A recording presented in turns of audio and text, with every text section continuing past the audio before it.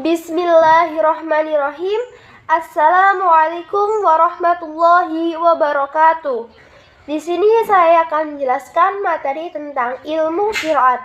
Yang pertama yaitu tentang pengertian qiraat Al-Quran. Qiraat secara bahasa adalah bentuk jamak dari qiraah.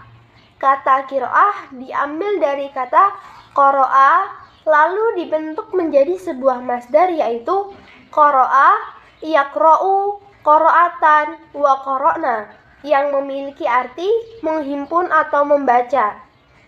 Sedangkan secara istilah, qiraat adalah suatu mazhab yang dianut oleh imam qiraat yang berbeda dengan lainnya dalam pengucapan Al-Quran serta kesepakatan riwayat dan jalur-jalur daripadanya, baik perbedaan dalam pengucapan huruf maupun dalam pengucapan keadaannya. Menurut Ali As-Sabuni, qiraat adalah salah satu mazhab dari beberapa mazhab dari Al-Quran yang dipilih oleh salah satu imam qiraat yang berbeda dengan mazhab lainnya, serta berdasarkan pada sanad yang bersambung langsung kepada Rasulullah SAW. Menurut Abdul Fattah Al-Qad'i, ilmu qiraat adalah ilmu yang digunakan untuk mengetahui cara melafalkan ayat Al-Quran, mengetahui cara mewariskannya, baik yang telah disepakati maupun yang masih ikhtilaf, dengan menyandarkan setiap bentuk bacaan pada imam qiraatnya. Yang kedua, tentang qiraat, Al-Quran, dan tajwid. Yang pertama kita akan membahas tentang qiraat. Qiraat merupakan ilmu yang berdiri sendiri yang tersusun secara sistematis dan mempunyai metode tertentu yang selalu disandarkan kepada salah satu imam qiraat yang berlandaskan riwayat yang sanadnya berlangsung kepada Rasulullah SAW. Para ulama menyimpulkan beberapa macam-macam qiraat serta tingkatannya, yaitu yang pertama, qiraat mutawatir, yaitu qiraat yang sering dipakai oleh masyarakat yang memiliki pengertian qiraat yang dinukil oleh sejumlah besar para periwayat yang tidak mungkin sepakat untuk berdusta dari orang yang sama dan sanadnya bersambung langsung kepada Rasulullah SAW.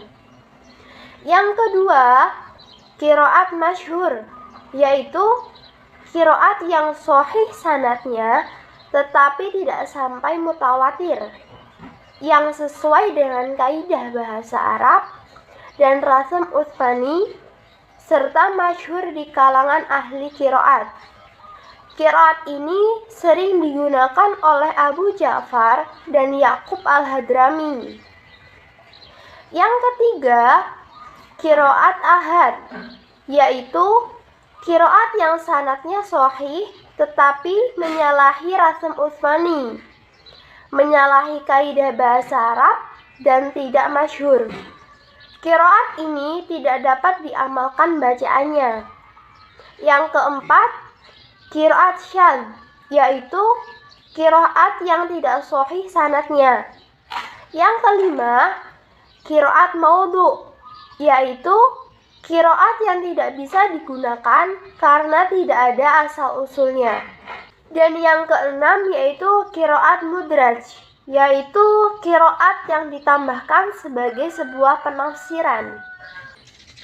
Para ulama membuat beberapa syarat agar qiraat dapat diterima dan digunakan oleh masyarakat.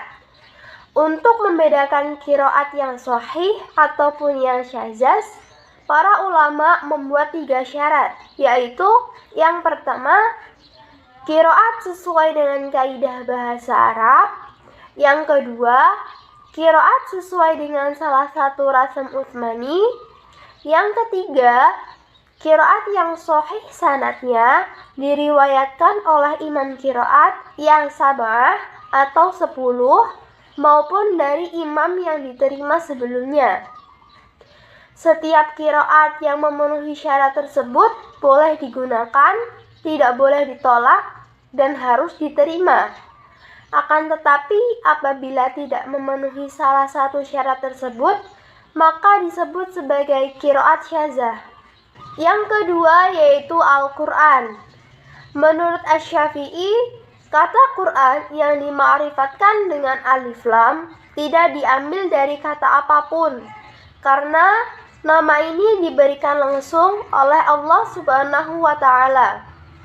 Sebagian ulama yang menegaskan bahwa kata Quran adalah masdar yang diartikan sebagai isim maf'ul, yaitu makru, yang memiliki arti sesuatu yang dibaca. Keaslian Al-Quran dapat dilihat dari 3 sisi, yaitu yang pertama, menggunakan bahasa Arab, karena bahasa Arab memiliki sifat keilmiahan yang khas yang tidak dimiliki oleh bahasa lain. Yang kedua, proses pembukuannya dimulai sejak zaman Rasulullah Shallallahu Alaihi Wasallam dan kemudian dilanjutkan oleh para sahabatnya. Setiap kali mendapatkan wahyu yang diturunkan melalui perantara malaikat Jibril, Rasulullah Shallallahu Alaihi Wasallam langsung mengingat, menghafal, membaca, dan memberitahukannya kepada para sahabatnya. Yang ketiga, saat periwayatan dan menjadikan satu dan menyusun Al-Quran dapat dijadikan sebagai bukti keautentikan bahwa Al-Quran masih sangat terjaga. Yang ketiga, tentang tajwid. Menurut Ali bin Abi Thalib, tajwid adalah membaguskan bacaan ayat Al-Quran dan mengenal tempat-tempat pemberhentian dan juga tempat-tempat memulai membaca Al-Quran. Para ulama juga mendefinisikan bahwa ilmu tajwid adalah pengetahuan yang mengenai kaidah-kaidah membaca Al-Quran dengan baik dan benar. Hukum mempelajari ilmu tajwid adalah fardu kifayah. Dalam mempelajari ilmu tajwid, ada beberapa metode yang bisa digunakan berdasarkan dari ciri-cirinya, yaitu yang pertama yaitu metode Jibril. Metode ini dilatar belakangi berdasarkan perintah dari Allah Subhanahu wa Ta'ala kepada Rasulullah Shallallahu Alaihi Wasallam dengan cara mengikuti bacaan yang telah disampaikan oleh malaikat Jibril. Yang kedua, metode talaki. Cara ini digunakan oleh seorang guru kepada muridnya dengan cara berhadapan secara langsung untuk mempelajari bacaan secara menyeluruh dan berurutan. Yang ketiga, metode qiraati. Metode ini disampaikan secara langsung melalui ceramah, mempraktekkan, mengulang ataupun menirukan. Yang keempat, metode yanbu'a. Metode ini membaca secara perlahan, disesuaikan dengan makharijul hurufnya, menulis dan menghafalkan Al-Quran. Yang kelima atau yang terakhir, metode Asy-Syafi'i. Metode ini bersifat mandiri, karena guru ataupun pengajar menyediakan materi yang akan dipelajari oleh siswa secara mandiri.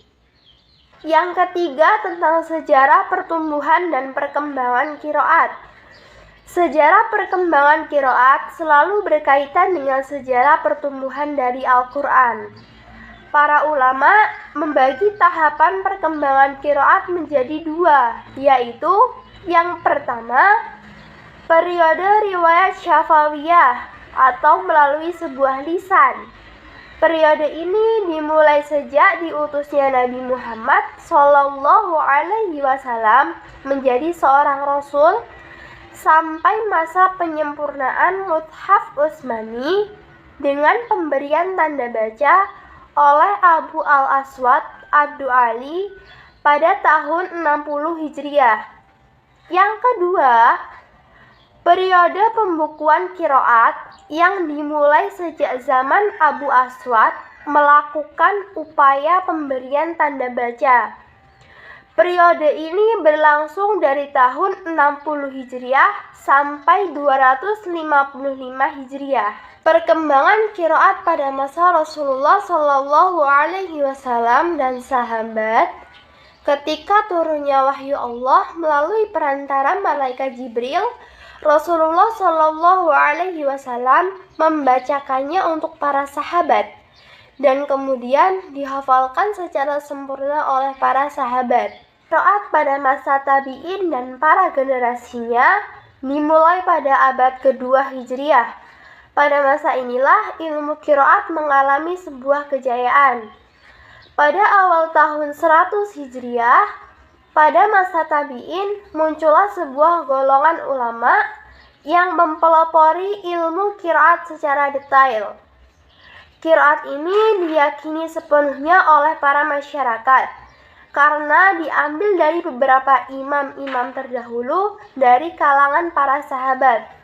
Mereka disebut sebagai qurra karena keahliannya dalam bidang ilmu qiraat. Yang keempat, tentang aspek perbedaan qiraat dan faedahnya. Faktor yang mempengaruhi terjadinya perbedaan qiraat yaitu yang pertama, perbedaan dalam aspek syakal, harokat, ataupun huruf. Yang kedua, Rasulullah Shallallahu Alaihi Wasallam pernah menyebutkan pengertian qiraat dengan berbagai versi kepada para sahabatnya, seperti dalam sebuah hadis yang diriwayatkan oleh Bukhari, Muslim, Abu Dawud, An-Nasai, At-Tirmidzi, Ahmad, dan Ibnu Jarir. Yang ketiga, adanya pengakuan dari Nabi terhadap berbagai definisi qiraat kepada para sahabatnya. Sedangkan faedah mempelajari ilmu qiraat yaitu yang pertama, dapat menguatkan ketentuan bacaan yang telah disepakati oleh para ulama. Yang kedua, dapat mencari jalan keluar apabila terjadi perselisihan tentang hukum bacaan. Yang ketiga, dapat menafsirkan ayat Al-Quran yang sulit dipahami maknanya. Dari materi yang sudah dijelaskan, saya dapat menyimpulkan bahwa qiraat adalah suatu mazhab yang dianut oleh seorang imam qiraat yang berbeda dengan lainnya dalam pengucapan Al-Quran serta kesepakatan riwayat dan jalur-jalur daripadanya, baik perbedaan dalam pengucapan huruf maupun perbedaan dalam pengucapan keadaannya. Untuk menghindari kesalahan dalam qiraat, para ulama berusaha menerangkan mana yang hak dan mana yang batil, mengumpulkan haraf dan qiraat, dan membedakan abar riwayat yang masyhur dan riwayat yang syadz, dan antara yang sahih maupun yang tidak. Mempelajari ilmu qiraat memiliki banyak faedahnya, yaitu seperti dapat menguatkan ketentuan bacaan yang telah disepakati oleh para ulama, dapat mencari jalan keluar, dapat menafsirkan ayat Al-Quran, dan dapat mengetahui jenis-jenis macam qiraat. Dengan banyaknya macam qiraat, kita juga dapat mengetahui bahwa Al-Quran sangat terjaga dari perubahan dan penyimpangan yang ada pada sepanjang zaman, dan juga memudahkan umat Islam untuk membaca dan memahami Al-Quran, serta menunjukkan mukjizat bahwa Al-Quran dari segi makna, karena setiap definisi qiraat masing-masing mengandung dari hukum syara. Sekian penjelasan materi dari saya. Apabila ada salah kata, saya mohon maaf. Saya akhiri. Wassalamualaikum warahmatullahi wabarakatuh.